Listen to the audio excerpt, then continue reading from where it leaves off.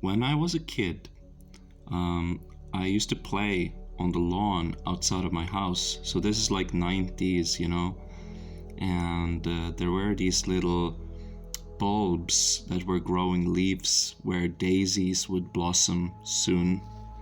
And one morning as I was playing, I noticed something about this, which is that water would gather in the center and it would look very shiny, almost like silver, and it looked very magical. And so I was fantasizing about this water and its effects, its magical effects, and maybe it's the fountain of youth, maybe it's like if you drink it you become the chosen one, and I was having a good time, and then I bent over to drink it, but because I'm now transferring weight into the ground, it ends up separating a little bit, so the water goes down into the bulb. And so it's so funny, because I had been, creating this whole imagined story about this water. And so I got a little bit upset,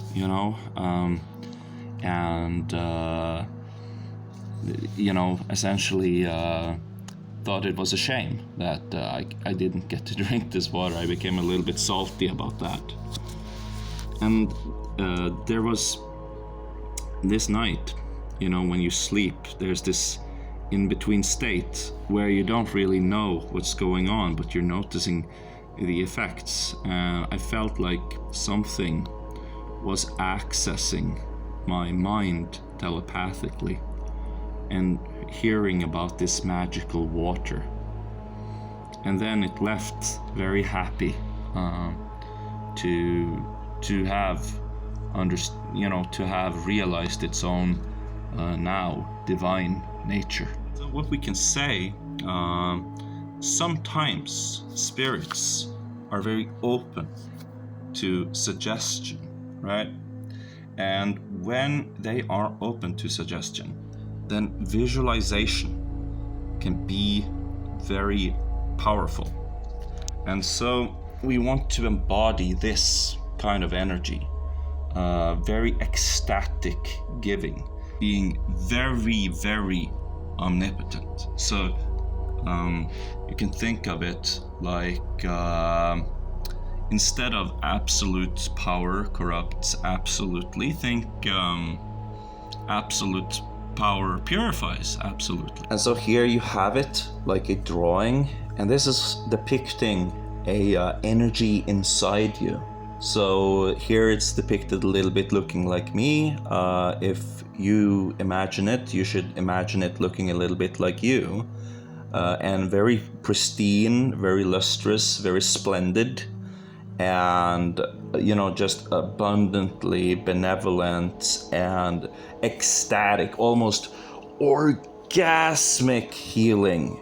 Just gotta get in there and do it in deep bliss, very powerful, almost, just healing everybody, almost just cooming. And then again, here we have it as a graphical illustration. Imagine this guy walking towards you, healing everybody like, oh, la, la, la, la, la, la. And then the faithful AI adaptation that is representative, that is canon, that is in line with everything. Look at it. This is not AI slop. This is in line with my original vision. Look at that face. Look at that tongue.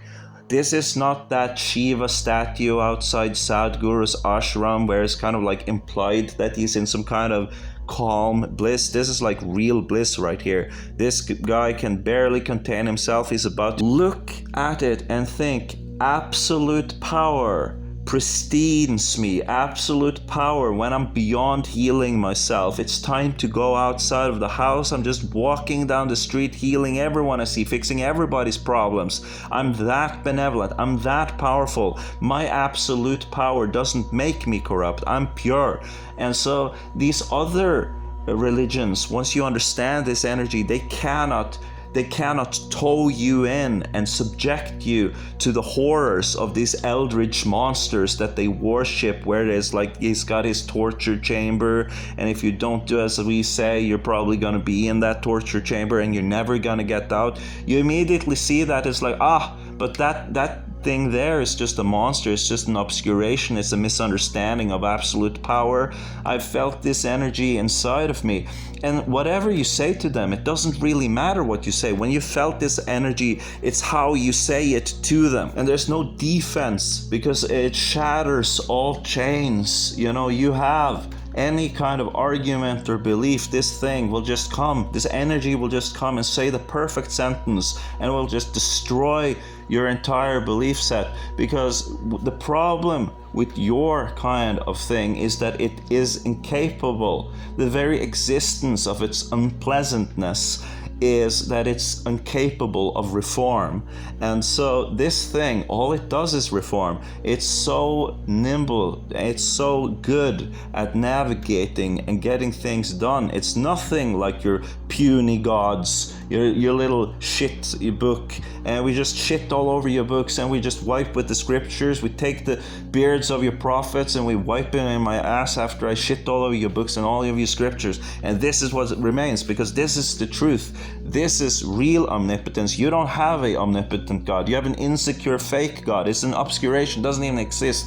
When this light comet dissolves into darkness, and all these gods these other people worship, they just melt and become like insects. The insects that spread out. It's like, I can't believe that was just a collection of filth and garbage. It's better to believe and find out that you were wrong than to not believe and then you find out you were wrong. Listen to it. That's the sound of fear. That reeks of being inadequate at your job. We're coming to get you. We're coming to deplatform you. We're coming to take your job. We're going to take your job. And then we're going to destroy you.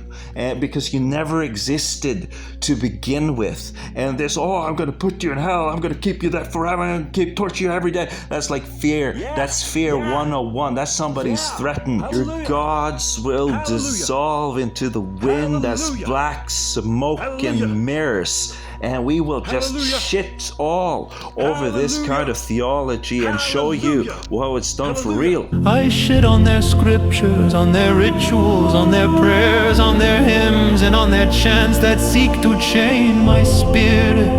Shitting all over your faces. I shit on their bells, on their incense, on their candles, on their statues, and on every symbol that tries to govern my heart. Shitting on